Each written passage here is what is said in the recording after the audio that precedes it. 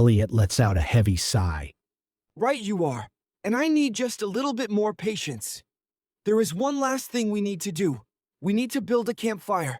You will then be marked as resting and begin to gain rested experience, which means you will level up faster when you get back to the dungeon, and more importantly, after you begin resting, you will receive your first system bulletin, which will explain a lot. After that, I will try to fill in the blanks. I grit my teeth. I feel I've been pretty damn patient already. Fine, but why is it you know so much more about what's going on than I do? Also, why do you look like that? Who are you? Elliot gets down on all fours and begins to dig, I presume, for a fire pit. So, I begin gathering kindling and firewood. I am Elliot. I look like this because I am a Foxian, the dominant race of my planet. And I know so much about this place because I have been here before. You have been here before? I ask, as I break a branch in two and drop the pieces near the pit. You weren't just pulled from your home like I was. Oh no, I was, but that was over a year ago. I ran the trials until I, got into trouble. What do you mean, got in trouble? Elliot's pointy ears droop slightly, and he looks ashamed. Or is it disappointed? That's a story for another time. What's important is I am here with you now, and I am your guide. My job is to help you through each trial, and if we do things right, we will both get to go home. He scratches an eyebrow.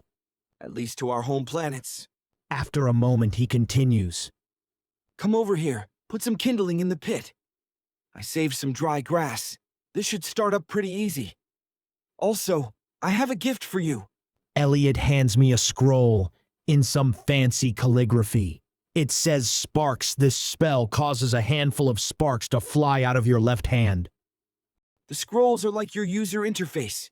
You focus on it and will it to activate. When I activates, you learn the spell, and it will appear in your spell book. The book is only to help keep you organized. You can use any spell anytime that it's not on cooldown, as long as you have the magical energy for it. As I do this, a spell book appears below my backpack. Now you channel it the same way. You mentally select it from your spell book and will it to cast. After a couple of fizzles, I cast the spell and an energy bar appears below my health bar. It used 4 energy and I have 10. I gain a point of magery with the successful cast. As the grass and kindling light, Elliot adds some bigger sticks, and I get a new trophy. You have received the Home Sweet Home trophy. That was different. I think out loud. Immediately after receiving the trophy, a bulletin board appears next to the fire, being illuminated just enough to read, but a disembodied voice reads it for me. Welcome to the dungeon trials.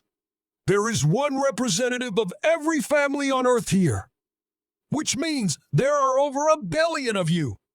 But don't worry, our dungeon is big enough to accommodate all of you. You may be wondering why you have been sent to a dungeon, so let me be the first to tell you the good news. You weren't sent here as a punishment, but as an opportunity. We want you to escape. You see, in the process of escaping, you will learn a lot of lessons. These lessons will help you become a better leader, and trust me, you will want to be a good leader. You see, we have observed your planet and we feel you have a lot going for you. You guys come up with the darndest things. Steam engines? Brilliant! Nuclear power plants! Not very original, but it still proves you can problem solve. Nuclear bombs. That's a bit more original, but we believe they cause more problems than they solve. They solved World War II, you might say. Well, my friends, that in itself is arguable. Nonetheless, if our algorithms are right, they will not solve any problems in World War III, which is right around the corner, and trust me, our algorithms are always right. We asked ourselves how a people could get some things so right and other things so wrong, and in doing so, we came to one simple conclusion: lack of leadership. Could we lead you? Absolutely, but instead, we have created an experiment for science. As you nerds like to say, if we had stepped in and solved all your problems for you, you wouldn't truly learn anything. If instead we give you the tools to solve your problems, you'll thrive. And we will all get to see if our experiment worked. Let's get to the details, yeah? You know how everything started vibrating and you moved through things right before you departed to the dungeon trials? Well, that technology can do a lot more than just move objects through one another. It allows us to completely rearrange objects at a macro level, all the way down to a subatomic level. This allows us to create literally anything, at any scale. It's really quite neat. The problem is, if we do this to our own planet, or even yours, things have a way of setting themselves back to the way they are supposed to be. Whether we turn coal into gold or alter history. Yeah, bet you're surprised we can do that. Ha! Humans! You really are lucky we found you. I'm getting off topic though. The world always finds a way to correct itself.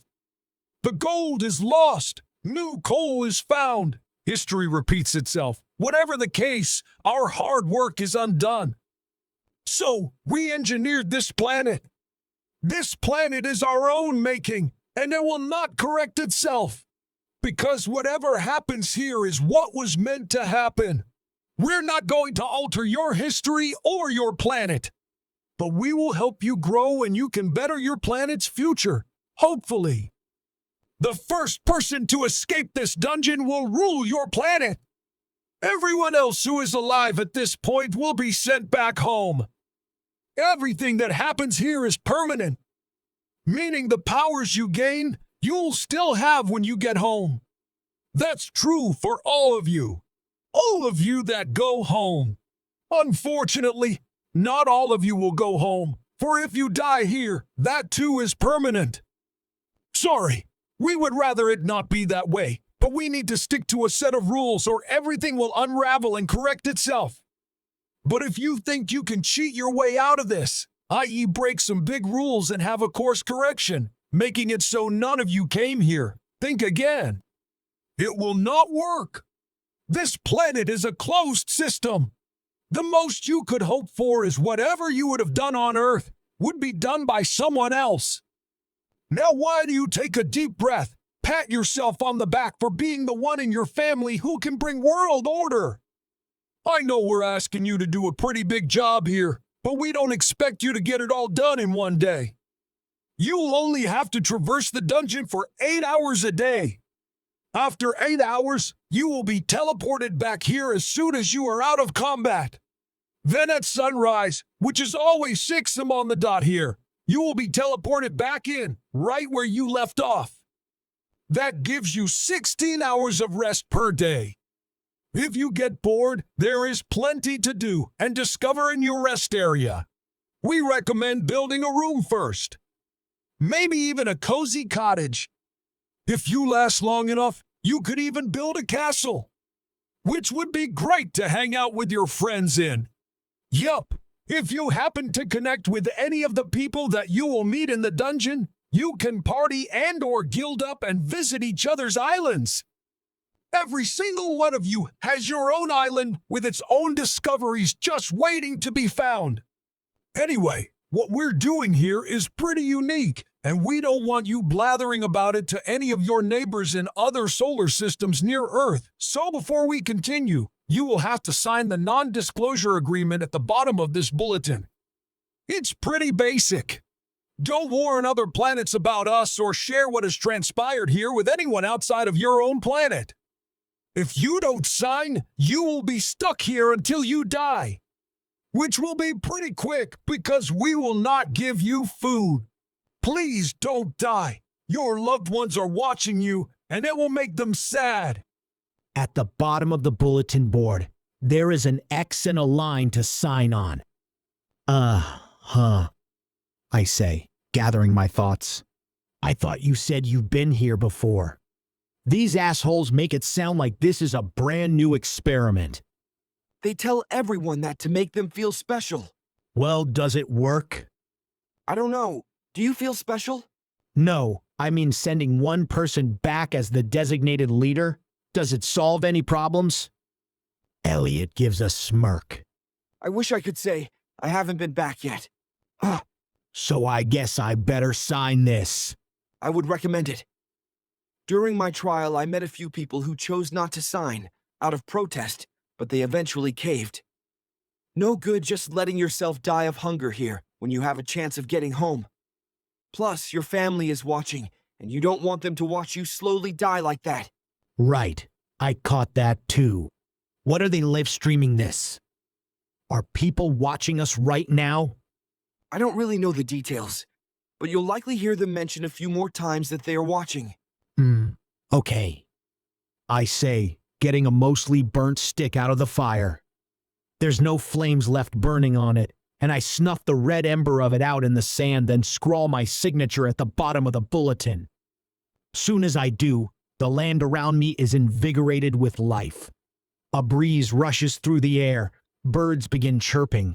I faintly hear running water off in the distance, and there are some berry bushes in our meadow that were not here before. Whoa, I say. Yeah, your rest area is pretty neat. Which is good. You will be spending a lot of time here. Everyone's is different. Yours looks to be mountains, perhaps modeled after Vancouver Island or somewhere around there.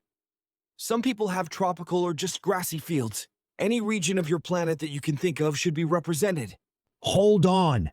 How do you know what Vancouver Island is? You said you weren't from Earth. Oh, I'm not from Earth.